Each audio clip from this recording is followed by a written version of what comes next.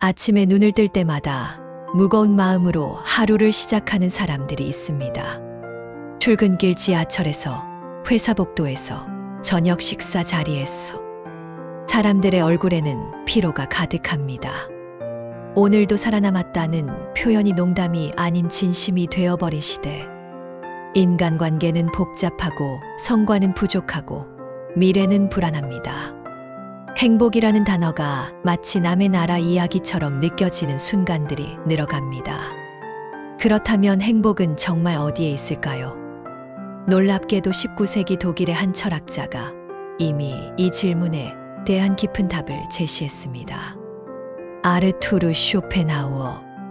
많은 사람들이 그를 세상을 어둡게 보는 염세주의자라고 기억하지만 사실 그는 진정한 행복을 찾아가는 방법을 누구보다 치밀하게 탐구한 행복 철학자였습니다. 쇼펜하우어가 들려준 유명한 이야기가 있습니다. 추운 겨울, 고슴도치들이 서로 몸을 맞대고 따뜻함을 나누려 했습니다.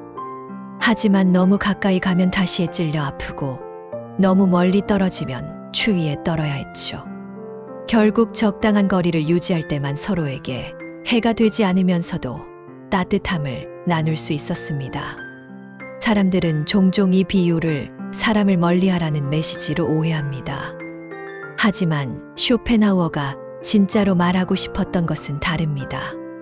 바로 내면에 집중하라는 것이었죠. 생각해 보세요. 하루 종일 사람들과 만나고 대화하고 맞춰가며 살다 보면 정작 자신이 누구인지 무엇을 원하는지 놓치게 됩니다. 타인의 시선에 맞춰 웃고 분위기에 맞춰 이야기하고 기대에 부응하려 애쓰다 보면 진짜 나는 어디선가 사라져버립니다. 어젯밤 친구들과의 만남을 떠올려 보세요. 즐거웠지만 집에 돌아와서는 묘한 피로감이 몰려오지 않았나요? 반대로 조용한 카페에서 혼자 책을 읽거나 공원을 산책할 때 느꼈던 그 평온함은 어떤가요? 쇼펜하우어가 말하는 적당한 거리란 바로 이것입니다. 사람과의 관계를 완전히 끊자는 게 아니라 자신만의 공간과 시간을 확보해서 내면을 들여다볼 기회를 만들라는 것이죠. 인생은 욕망과 권태 사이를 오가는 시계추와 같다. 쇼펜하우어의 가장 유명한 말 중 하나입니다.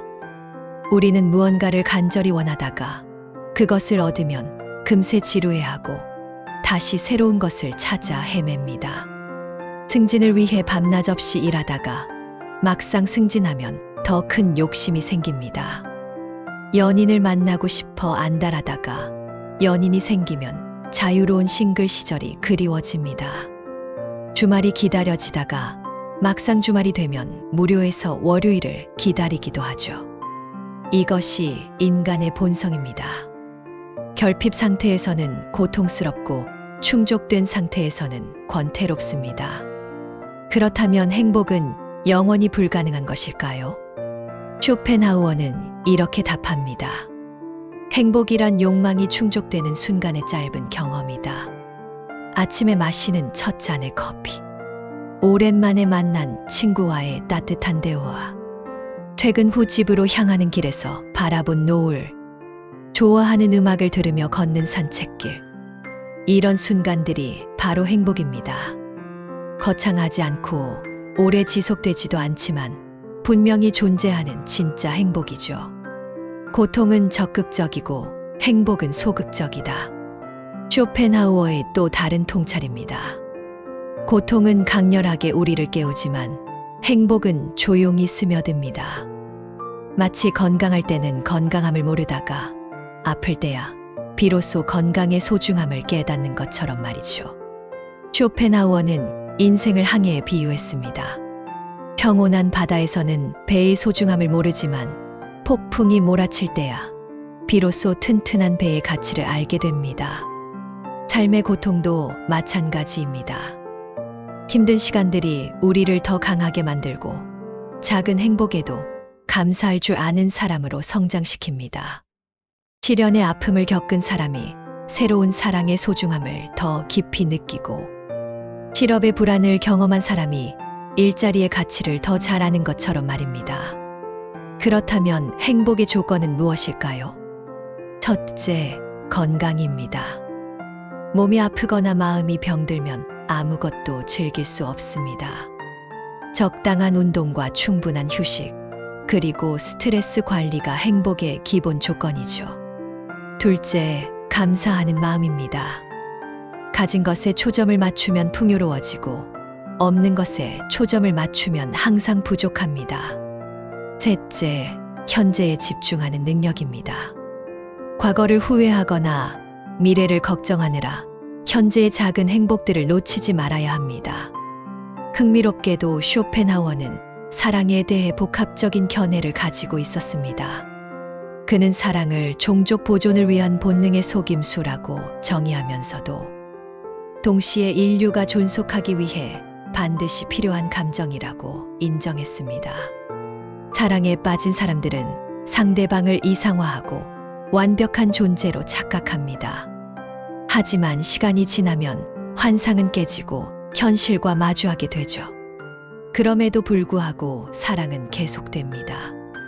왜냐하면 사랑을 통해서만 우리는 진정으로 성장하고 타인을 이해하며 삶의 의미를 찾을 수 있기 때문입니다.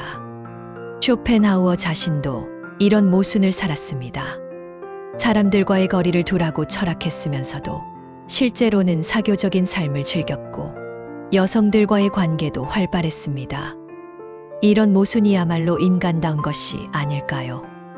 중요한 것은 남과 비교하며 자신을 깎아내리지 않는 것입니다. 쇼펜하우어는 각자는 자신만의 개성을 가지고 있으며 그 개성이야말로 진정한 행복의 원천이라고 강조했습니다. 다른 사람의 성공을 보며 초조해하지 마세요. 다른 사람의 인생을 부러워하며 자신을 비하하지 마세요. 당신에게는 당신만의 색깔이 있고 당신만이 느낄 수 있는 행복이 있습니다.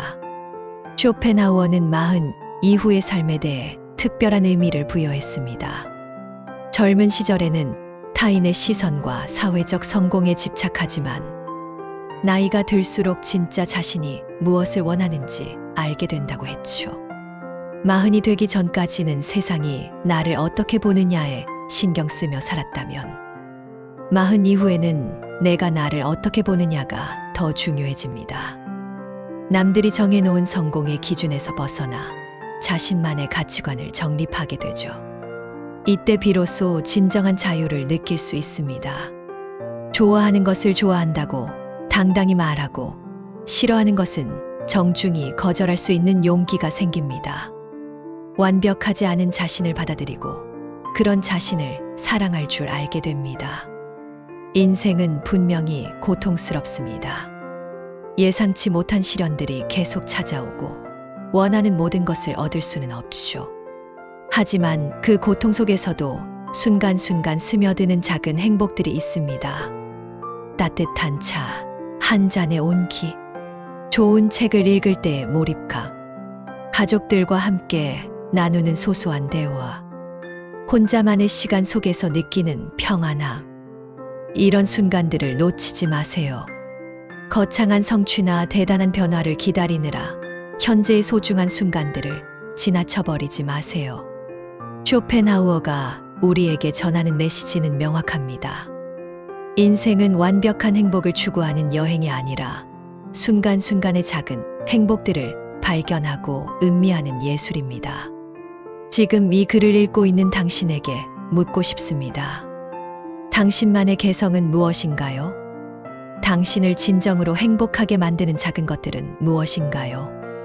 혹시 다른 사람들의 기준에 맞춰 살느라 정작 자신이 무엇을 좋아하는지 잊어버리지는 않았나요? 타인과의 비교 속에서 자신의 가치를 평가절하하고 있지는 않나요? 쇼펜하우어는 말합니다. 현명한 사람은 고통을 피하려 하고 어리석은 사람은 행복을 추구한다. 이 말의 진짜 의미는 행복을 포기하라는 것이 아닙니다. 거창한 행복을 추구하느라 현재의 평온을 놓치지 말고 불필요한 고통은 피하면서 순간순간 찾아오는 작은 행복들을 소중히 여기라는 뜻입니다. 오늘 밤 잠들기 전에 스스로에게 물어보세요. 오늘 나를 행복하게 해준 작은 순간은 무엇이었을까? 그리고 내일은 그런 순간을 조금 더 의식적으로 찾아보세요. 쇼펜하우어가 200년 전에 깨달은 지혜는 지금도 여전히 유효합니다. 진정한 행복은 멀리 있지 않습니다. 바로 당신의 내면에, 그리고 지금 이 순간에 있습니다. 당신의 개성을, 당신만의 작은 행복을 찾아가는 여정이 오늘부터 시작되기를 바랍니다.